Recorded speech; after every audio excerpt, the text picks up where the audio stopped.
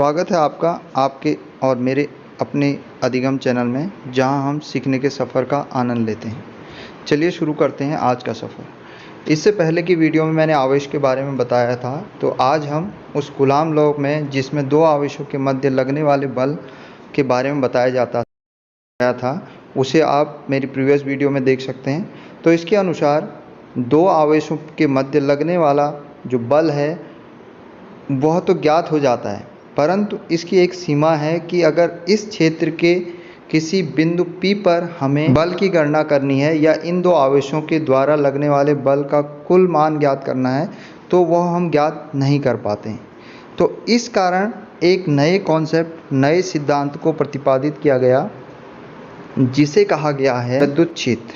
और वैद्युत क्षेत्र क्या है, इसे क्या कहते हैं, यह किस प्रकार गणित होता है, आइए हम इस वीडियो में जानते हैं। किसी भी आवेश के चारों ओर का वह क्षेत्र जहाँ कोई अन्य परीक्षण आवेश टेस्ट चार्ज बल का अनुभव करता है, उसे हम वैद्युत क्षेत्र कहते हैं। और यह वैद्युत क्षेत्र, मान लीजिए कि Q आवेश द्वारा किसी आवेश Q0 पर आरोपित किया जाता है, जिसमें Q को स्रोत आवेश और Q0 को परीक्षण आवेश अर्थात टेस्ट चार्ज कहा जाता है। अर्थात इससे हम जांच कर रहे हैं कि बल इसमें आरोपित हो रहा है या नहीं। जैसे आप अपने घरों में देखा होगा, आपके घरों में इलेक्ट्रिकल इंडिकेटर और टेस्टर का प्रयोग चेक करने के लिए किया जाता है। जिस क्षेत्र या फील्ड या एरिया या वॉल्यूम तक Q के द्वारा कूलाम बल का प्रभाव दिखता है परीक्षण आवेश पर, वह क्षेत्र विद्युत क्षेत्र कहलाता है। अगर परिभाषित करें तो किसी आवेश के चारों ओर का वह क्षेत्र जिसमें कोई परीक्षण आवेश बल का अनुभव करता है, उसे विद्युत क्षेत्र कहा जाता है। कूलाम के नियमों की ड्रॉबैक को दूर करने के लिए जो सिद्धांत अपनाए गए, उन्हीं की परिभाषा अनुसार हमने इलेक्ट्रिक फील्ड को फिजिकली आपको परिभाषित किया। अब उसकी मैथमेटिकल टर्म्स भी समझ लेते हैं। जैसे आप देख रहे हैं कि हमने इससे पहले की वीडियोज़ में एक फॉर्मूला कूलाम का नियम ड्राइव किया था, जिसमें force equal to 1/4πε0 Q1 Q2 होता। अब जो R यहाँ शो कर रहा है, वो R उन दो आवेशों यानी कि Q1 और Q2 के मध्य की दूरी है, और 1/4πε0 अपने आप में कांस्टेंट है, जिसका मान है 9 × 10⁹ मीटर स्क्वायर कूलाम पर स्क्वायर। और इसमें जो इप्सिलॉन 0 है वो कहलाती है निर्वात की विद्युतशीलता, और इसका मान होता है 8.85 × 10⁻12 कूलाम स्क्वायर न्यूटन प्रति मीटर स्क्वायर। तो जब हम इस फॉर्मूले को इस तरीके से परिभाषित करने के लिए पहला वाला चार्ज Q1 को Q मान लें और दूसरा Q2 को कोई परीक्षण आवेश यानी कि Q0 मान लें, तो यह फॉर्मूला इस प्रकार हो जाएगा, F = 1/4πε0 Q0/R²। इस फॉर्मूले में आप देख रहे हैं ये कांस्टेंट मैंने सेम रखा है, और Q1 जो है, Q1 की जगह Q रख दिया गया है, और Q2 की जगह Q0 और R की जगह R²। तो इस प्रकार अगर मैं Q0 को राइट हैंड साइड से लेफ्ट हैंड साइड में लेके जाऊं, तो आप देख रहे हैं कि F/Q0 एक क्वांटिटी आ रही है जिसकी वैल्यू है 1/4πε0 Q/R²। ये इसका मैथमेटिकल टर्म्स है, यानी कि फोर्स पर यूनिट चार्ज, प्रति एकांक आवेश पर कितना बल लग रहा है, वह इस फॉर्मूले के द्वारा गणितीय रूप में प्रकट किया जा रहा है। तो इसी को हम विद्युत क्षेत्र की तीव्रता कहते हैं। इसे E से डिनोट किया जाता है, और परिभाषित करने के लिए प्रति एकांक आवेश पर लगने वाले बल के मान के बराबर इसका मान होता है। अतः E बराबर 1/4πε0 Q/R²। और सिंपलिसिटी करने के लिए हम यदि Q0 को 1 मान लें, यानी कि एकांक परीक्षण आवेश मान लें, तो ये फॉर्मूला क्या हो जाएगा कि E अगर Q0 1 हो जाएगा तो E = F, यानी कि E F के बराबर हो जाएगा, और इसकी वैल्यू हो जाएगी 1/4πε0 Q/R²। अब आप देख रहे हैं इस मैथमेटिकल टर्म से भी हम विद्युत क्षेत्र की तीव्रता को परिभाषित कर सकते हैं कि विद्युत क्षेत्र की तीव्रता वह बल है जो किसी एकांक परीक्षण आवेश के पर Q द्वारा आरोपित बल को निरूपित करता है। तो इसकी यूनिट निकालने के लिए हमें जिस फॉर्मूला पता है कि आपको E is equal to F upon Q. F तो E का मात्रक निकालने के लिए F और Q का मात्रक हमें पता होना चाहिए। F यहाँ गुलाम बल है और Q आवेश है, तो बल का मात्रक हमें पता है, यानी कि यूनिट ऑफ E निकालने के लिए यूनिट ऑफ F और यूनिट ऑफ Q निकालेंगे। तो F यानी कि बल का मात्रक होता है न्यूटन और आवेश का मात्रक है कूलाम। तो इस प्रकार जो इलेक्ट्रिक फील्ड इंटेंसिटी की यूनिट हो गई वो हो गई न्यूटन पर कूलाम। अब इसे जनरल एग्जांपल से समझते हैं। मान लीजिए किसी Q आवेश के लिए एक या परीक्षण आवेश का जो मान है वो है 2 कूलाम और उस पर जो Q द्वारा बल आरोपित किया गया है 10 न्यूटन। तो अब हमें प्रति एकांक आवेश पर उस बिंदु पर विद्युत क्षेत्र की तीव्रता निकालनी है। तो जो बल है यानी कि 10 न्यूटन, उसको हम डिवाइड कर देंगे 2 कूलाम से, तो हमारे पास जो वैल्यू आएगी वो आएगी 5 न्यूटन पर कूलाम। तो ये उस बिंदु पर इलेक्ट्रिक फील्ड इंटेंसिटी को शो करता है। अब जो फॉर्मूला है उसमें हम जानते हैं कि E एक सदिश राशि है, जैसे कि F के बराबर है, यानी कि प्रति एकांक आवेश पर लगने वाला बल एक सदिश राशि है, इसलिए इलेक्ट्रिक फील्ड इंटेंसिटी भी एक सदिश राशि होगी।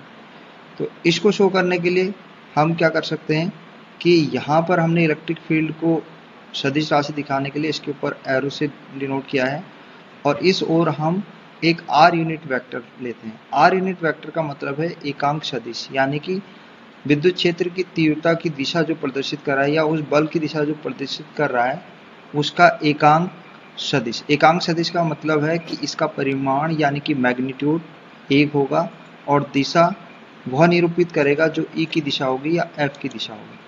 तो R एक जहाँ सदिश है और यदि अब ये निर्भर करेगा कि ये पॉजिटिव है या नेगेटिव है, यानी कि सदिश राशि है तो किसी एक ओर हम उसको धनात्मक लेंगे और दूसरी ओर ऋणात्मक लेंगे। और कब ये धनात्मक होगा?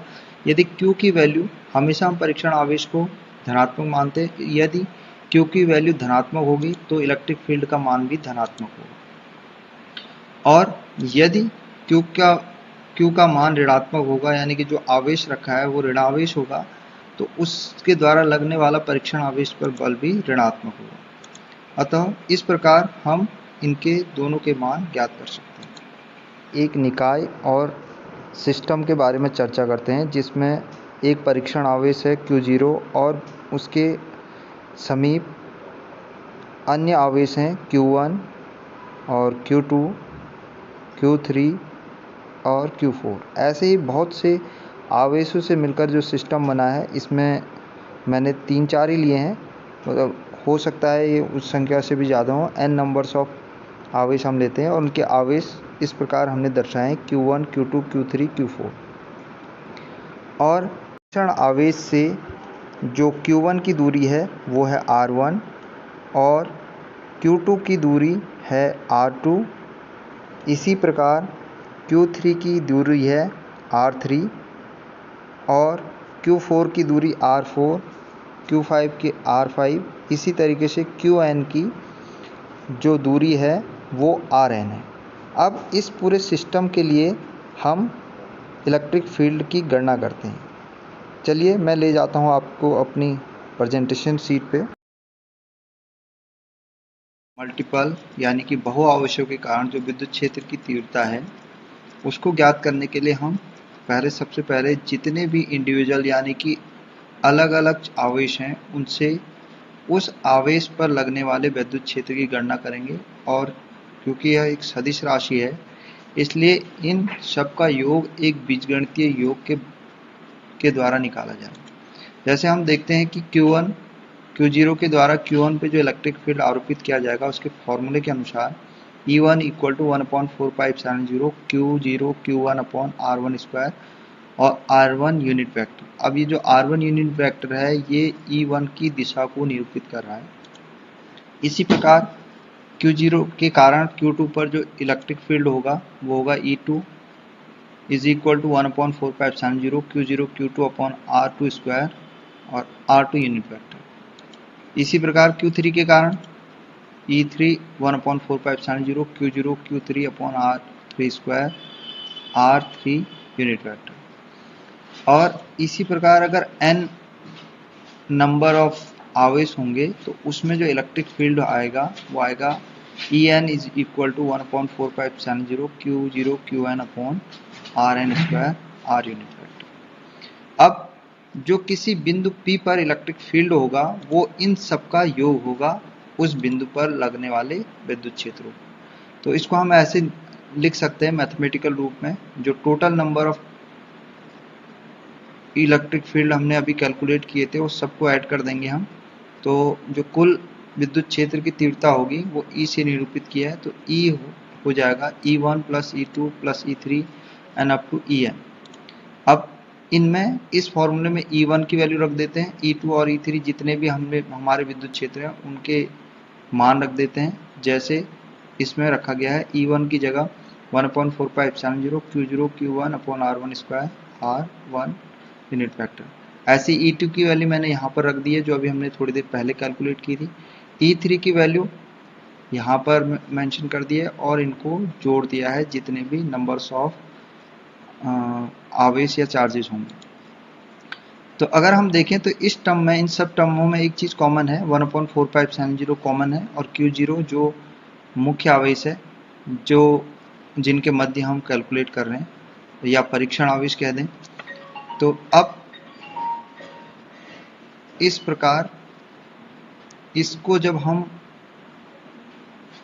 कॉमन ले लेते हैं बाहर, तो इन सब पदों का जो मान आता है वो होता है Q1 upon R1 square R1 unit vector plus Q2, यानी कि इस टर्म में Q2 R2 square R2 unit vector बच जाएगा। यहाँ Q3 R3 और R यूनिट वेक्टर बच जाएगा R3 यूनिट वेक्टर, इसी प्रकार Rn। तो इस प्रकार ये थोड़ा कॉम्पैक्ट फॉर्मूला हम इस प्रकार लिख सकते हैं। और भी मैथमेटिकल सॉल्यूशन के लिए या इसको इजी बनाने के लिए हम क्या कर सकते हैं, इसे एक समेशन के रूप में भी लिख सकते हैं। E की जगह E रख दिया, 1/4π कॉमन रहेगा, Q0 की जगह Q0, और इस पूरे टर्म को समझने के लिए हमने समेशन लगा दिया, यानी कि पदों का सभी का योग I is equal to 1 to n, यानी कि I का मान 1 से n तक वेरी कर रहा है। आपने देखा यहाँ 1 से हम जा रहे हैं 2, 3 और अप टू n तक। तो इसी प्रकार I यानी कि I की वैल्यू यहाँ भी जा रही है, जैसे जैसे हम पहले पद पे रखते जाएंगे तो जहाँ I की वैल्यू 1 रखेंगे वहाँ 1 रखेंगे, यहाँ 2 रखेंगे तो यहाँ 2 रखेंगे। तो इस प्रकार हम सारे पदों के जितने भी हैं उनमें ऐड कर सकते हैं। तो बहुआवेशों के कारण हमने इलेक्ट्रिक फील्ड जो ज्ञात करना है उसके लिए फॉर्मूला सिंपली हम लिख सकते हैं E, और या फिर आप अलग अलग उस बिंदु पर विद्युत क्षेत्र की तीव्रता ज्ञात करेंगे और उनका बीजगणितीय योग यानी कि सदिश योग ज्ञात करेंगे, तो वह उस बिंदु पर कुल इलेक्ट्रिक फील्ड के बराबर हो। तो उम्मीद है आपको विद्युत क्षेत्र का कॉन्सेप्ट समझ में आया होगा और इससे संबंधित आप इसका आकलन भी कर सकते हैं। देखने के लिए धन्यवाद। मिलते हैं एक छोटे से ब्रेक के बाद। चैनल को लाइक और सब्सक्राइब कीजिए। धन्यवाद।